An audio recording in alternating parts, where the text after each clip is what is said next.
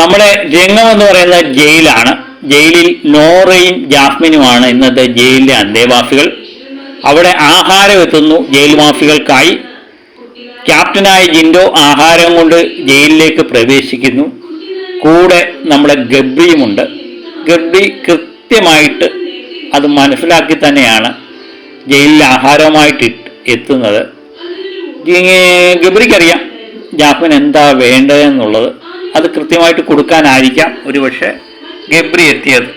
എനിക്ക് അങ്ങനെ കയറി വന്നപ്പോൾ എനിക്ക് പ്രത്യേകിച്ചൊന്നും തോന്നിയില്ല. പക്ഷേ ആഹാരം വെക്കുന്ന ജിൻഡോയ്ക്കയുടെ മുകളിലൂടെ ഗബ്രി ജാസ്മിനും ഗബ്രിയും കെട്ടിപ്പിടിക്കുന്നുണ്ട്. ആ കെട്ടിപ്പിടിച്ചതിൻ്റെ അർത്ഥം എനിക്ക് മനസ്സിലാവുന്നേയില്ല. അല്പസമയം പോലും ക്ഷമിച്ചിരിക്കാൻ വയ്യാത്ത യുവമിഥുനങ്ങളാണോ ഇവർ? എനിക്കറിയില്ല. ഇവർ ഇടയ്ക്കിടയ്ക്ക് മുട്ടിന് പറയുന്ന കേൾക്കാം, ഞങ്ങൾ ഫ്രണ്ട്സാണ്, ബ്രോ എന്നൊക്കെയാണ് വിളിക്കുന്നത്. ഈ ബ്രോകൾ തമ്മിൽ കാണുമ്പോഴത്തേന് അങ്ങോട്ടും ഇങ്ങോട്ടും കെട്ടിപ്പിടിച്ച് ചുംബിക്കുകയും കടിക്കുകയൊക്കെ ചെയ്യുമോ എന്നെനിക്കറിയില്ല. പക്ഷെ ഇവരങ്ങനെയാണ്, ഇവരുടെ ഫ്രണ്ട്ഷിപ്പ് എന്ന് പറയുന്നത് അങ്ങനെയാണ്. എന്നിട്ട് ജിൻഡോയുടെ ഒരു മറുപടി, അതാണ് എനിക്ക് ഒട്ടും രസിക്കാഞ്ഞ്.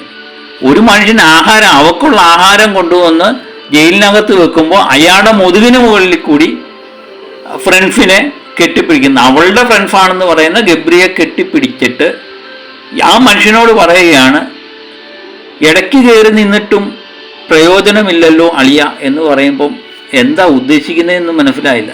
എനിക്ക് സത്യം പറഞ്ഞാൽ തോന്നിയെന്നുള്ളൂ. അഹങ്കാരത്തിൽ കയ്യും കാലും വെച്ച് ഇന്നാളെന്ന പേരും കൊടുത്തു എന്ന് എനിക്ക് തോന്നിയുള്ളൂ. എന്നിട്ട് ആ മനുഷ്യനോട് കട്ടിക്കീറുന്ന കാണണം, പാഴ് ജന്മം, നിങ്ങൾ മനുഷ്യനാണോ എന്നൊക്കെയുള്ള തട്ടിക്കയറൽ. ഇതൊക്കെ എനിക്ക് തോന്നിയെന്ന് പറഞ്ഞാൽ എന്തോ ഒരു സംതിങ് മിസ്റ്റേക്കായിട്ടാണ് എനിക്ക് തോന്നിയത്. അപ്പം ജിൻഡോ കൊണ്ട് കൊടുത്ത ആഹാരം കഴിച്ചാൽ ജാസ്മിൻ്റെ വിശപ്പ് മാറില്ല എന്ന് തന്നെ കൃത്യമായിട്ട് മനസ്സിലാക്കിയ അവിടുത്തെ ഒരു മനസ്സിലാക്കി എനിക്ക് തോന്നുന്നു ഗബ്രി തന്നെ ആകാം, അല്ലേ? ഗബ്രി തന്നെ ആകാം.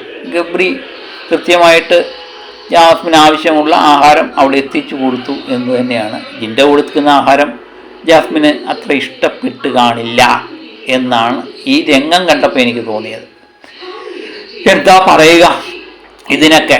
ഈ ജാസ്മിൻ ഗബ്രി വിഷയം ഇനി സംസാരിക്കേണ്ട എന്നാണ് ഞാൻ വിചാരിച്ചത്. അവരവരുടെ പാട്ടിന് വിടുക എന്നുള്ളത്. പക്ഷെ അവരെന്തു വേണേലും കാണിച്ചോട്ടെ, ഇതിനിടയിൽ മറ്റുള്ളവരെ വലിച്ചടിക്കുമ്പോഴാണ് നമുക്ക് പ്രതികരിക്കണമെന്ന് തോന്നുന്നത്. അതുതന്നെയാണ് ഇന്നും സംഭവിച്ചത്. തെറ്റ് ചെയ്യുകയും ചെയ്തു. അതിന് കുറ്റക്കാരനായി ജിൻഡോയും കൂടെ ചേർത്ത് വെച്ചപ്പോഴേ പ്രതികരിച്ചേ പറ്റൂ, അല്ലെങ്കിൽ നമ്മളൊക്കെ മനുഷ്യരായില്ല.